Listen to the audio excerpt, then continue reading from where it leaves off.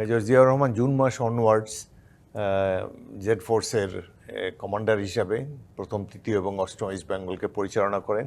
এই যে এই শত্রুর মহামহ গুলি আসছে, মাইনফিল্ডে পড়ে যাচ্ছে, কামানের ভয়াবহ গোলা, এর মধ্যে একটি সৈনিকও পিছন দিকে যায় নাই, কেউ পিছনের দিকে দৌড়ে নেই। বিএনপির প্রতিষ্ঠাতা শহীদ প্রেসিডেন্ট জিয়াউর রহমানের সাথে আপনার সিলেট দখলের এক ধরনের পরিকল্পনা ছিল, সেই পরিকল্পনাটা আসলে কিভাবে বাস্তবায়িত হয়েছে, কিংবা যদি একটু জানতে চাই সেই সময় শহীদ প্রেসিডেন্ট জিয়াউর রহমানের সাথে কাজের যে আপনার অভিজ্ঞতা, সেই প্ল্যানিংগুলো কিভাবে করেছিলেন? জিয়াউর রহমান ছিলেন আমাদের ব্রিগেড কমান্ডার, অর্থাৎ জেড ফোর্স কমান্ডার।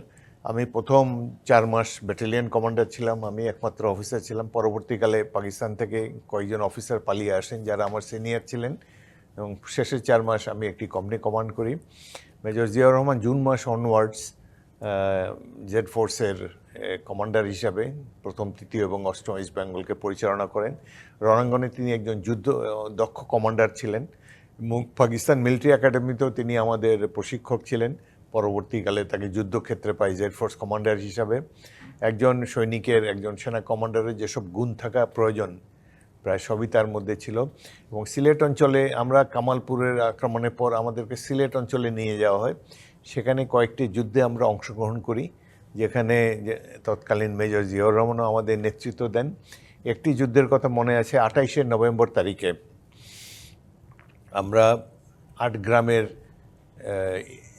4 গ্রাম ইন্সপেকশন বাংলায় একটা পাকিস্তানিদের একটা সেনাদল অংশগ্রহণ করে, না আর গৌরীপুর নামে একটি জায়গায়, জকিগঞ্জের একটি গ্রাম, সেখানে সকালবেলা পাক বাহিনীর 31 পাঞ্জাব রেজিমেন্ট আমাদের উপর আক্রমণ চালায়।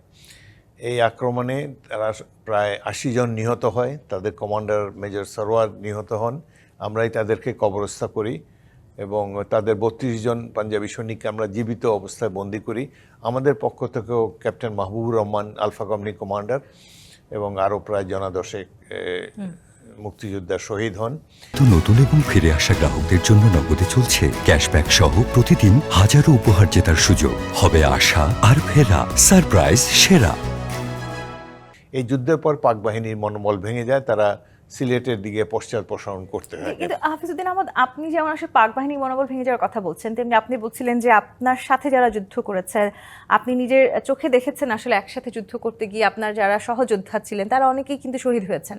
সেই সময়টাতে আসলে বাঙালিদের মনোবলটা ঠিক কতখানি ধরে রাখা সহজ ছিল? আপনার নিজের অভিজ্ঞতা থেকে যদি বলি, আপনি বলছিলেন যে অনেকবার আপনাকে মৃত্যুর মুখ থেকে বেঁচে ফিরতে হয়েছে এবং সেটা একেবারেই অলৌকিকভাবেই ফিরেছেন।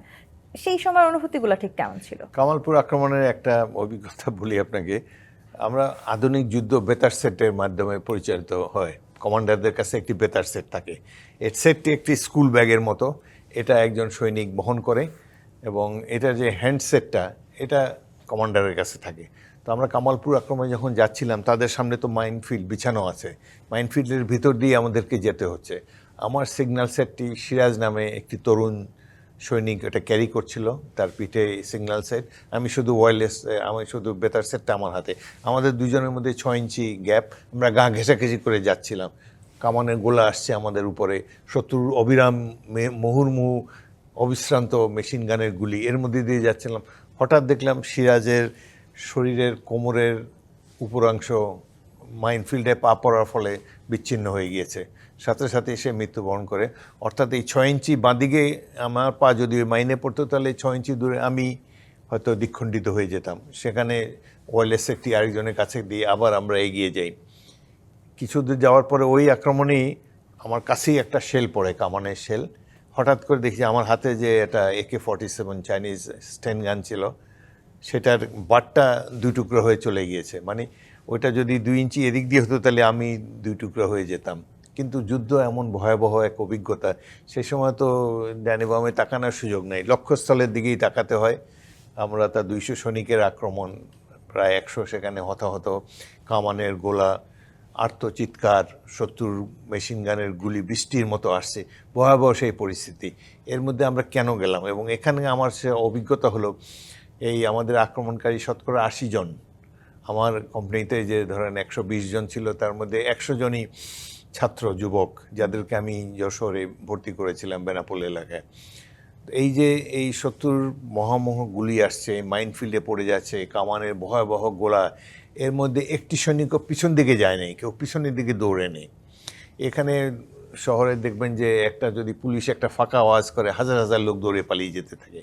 এখানে মেশিন গানের গুলি, কামানের গুলি, মর্টারের গুলি মাইনফিল্ডের মধ্যে দিয়ে যাচ্ছে, কারো পা উড়ে যাচ্ছে, কারো হাত উড়ে যাচ্ছে, কিন্তু কেউ এই যে মনোবল এবং কেন এই উদ্ভ্রান্ত যুবকের দল টার্গেটের দিকে ছুটছে কেন পাক বাহিনীর উপরে, কারণ তারা দেশের স্বাধীনতা অর্জন করতে চায়। আমাদের মা বোনদের উপরে যে অত্যাচার হয়েছে, নির্যাতন হয়েছে, আমরা যে 25 বছর নিষ্পেষিত ছিলাম, এই অন্যায় অবিচার বঞ্চনার বিরুদ্ধে প্রতিরোধ গড়ে তোলার জন্য এই বাঙালি যুবকের দল, যারা একটা রাইফেল টাচ করে দেখে নাই কোনো দিন, তারা দুঃসাহসী যোদ্ধায় পরিণত হয়েছে। এবং দেশপ্রেম কত গভীর তাদের এই কামালপুর আক্রমণ এবং সিলেট অঞ্চলের যুদ্ধে, এটি দেখে আমি অত্যন্ত অভিভূত হয়েছি। যে